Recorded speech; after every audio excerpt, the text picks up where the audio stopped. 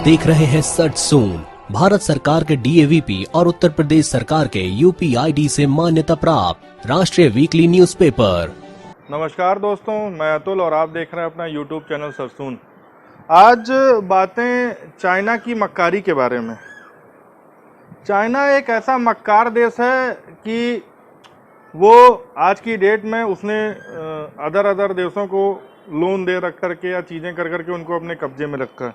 आपको जानकर बड़ा आश्चर्य होगा कि चाइना ने कम से कम 150 कंट्रीज़ को, वो चाहे छोटी कंट्रीज़ हो चाहे बड़ी कंट्रीज़ हो, हाँ जी हाँ, 150 कंट्रीज़ को, 150 देशों को कम से कम 111 लाख करोड़ रुपए का लोन दे रखा है। 111 लाख करोड़ रुपए का लोन दे रखा है। ये एक सोचने वाली बात है। लोग कहते हैं कि चाइना एक बुक का बहुत अच्छी तरीके से पालन करता है, जो चाइना में बाइबल के नाम से फेमस है। वो बुक है द आर्ट ऑफ बार। उस बुक को चाइनीज़ बहुत तेज़ी से फॉलो करते हैं और उसी बुक के सिद्धांत पे चाइनीज़ काम करते हैं। क्योंकि अगर आप देखेंगे तो चाइना कभी किसी से वार नहीं करता, वो इंडिया से ही उसका मेजर एक कसमकस चलती रहती है। पर अगर आप नॉर्मली देखेंगे तो वर्ल्ड के बहुत से देश हैं, चाहे वो बांग्लादेश हो, चाहे वो नेपाल हो, चाहे वो पाकिस्तान हो, चाहे वो मंगोलिया हो, चाहे वो फिलीपींस हो, चाहे और भी बहुत सारे, लिस्ट इतनी लंबी है कि काउंटिंग नहीं की जा सकती है। बट अगर आप देखेंगे तो कहीं ना कहीं किसी ना किसी चीज़ों के बहाने, जैसे अगर आप पाकिस्तान को देखेंगे तो पाकिस्तान आज की डेट में चाइना के कर्ज तले एकदम दबा हुआ है। मतलब वो उठ नहीं सकता आज की डेट में। अगर कुछ भी कर ले पाकिस्तान, मतलब एड़ी से चोटी भी लगा ले, तो वो आज की डेट में उठ नहीं सकता है। और वो आज की डेट में पाकिस्तान की ज़मीन पे इंडिया के खिलाफ एक से एक चीज़ें कर रहा है, चाहे वो राजस्थान का बॉर्डर हो, चाहे वो अरुणाचल का बॉर्डर हो, चाहे वो गिलगिट का बॉर्डर हो। तो कहीं ना कहीं बंकर बना रहा है, कहीं उद्योग के लिए चाइना पाकिस्तान आउटडोर बना रहा है। तो बहुत सारी चीज़ें हैं। अभी उसका लेटेस्ट शिकार अगर आप बात करेंगे तो उसका लेटेस्ट शिकार नेपाल है। नेपाल को चाइना ने इंफ्रास्ट्रक्चर के नाम पे लोन दिया और आज वो नेपाल की ज़मीनों को हड़पने में लगा हुआ है। अगर आप चाइना का इतिहास उठा करके भी अगर देखेंगे तो मंगोलिया हो गया, मंगोलिया को चाइना ने चाइना की ज़मीन कब्जे में की।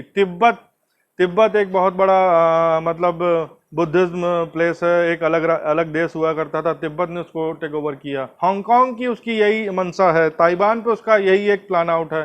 तो अगर आप देखेंगे तो सिर्फ और सिर्फ उसका एक ही मोटो होता है कि आप लोन दे दो, लोन देने के बाद उस कंट्री को धीरे धीरे अपने पाले में ले लें और वो कंट्री फिर वही काम करे जो चाइना चाहता है।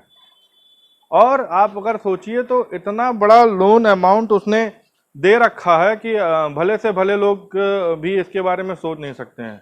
और अगर मक्कारी की बातें करेंगे तो वो उंगली सबको करता है, चाहे वो ऑस्ट्रेलिया को हो, ऑस्ट्रेलिया में साइबर अटैक किया, चाहे वो अमेरिका से ट्रेड युद्ध की बातें हों, चाहे वो सिंगापुर से बातें हों, चाहे साउथ कोरिया से बातें हों।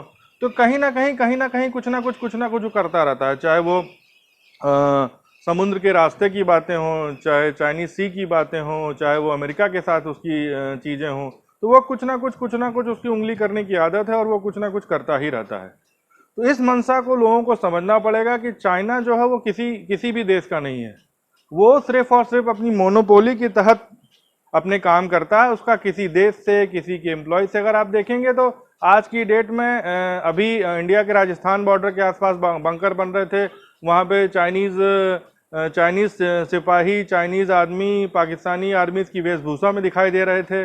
वो एक सोचने वाली बात है। इसके बाद अगर आप बात करते हैं तो जो पाकिस्तान चाइना कॉरिडोर बन रहा है, उसमें अगर आप देखेंगे तो उसमें 90% चाइनीज़ लोग हैं।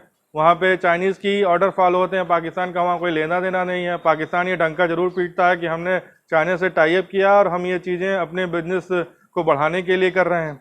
नेपाल का भी लेटेस्ट उदाहरण है। नेपाल को एकदम अभी नेपाल के कुछ गाँवों को चाइना ने अपने कब्जे में कर लिया।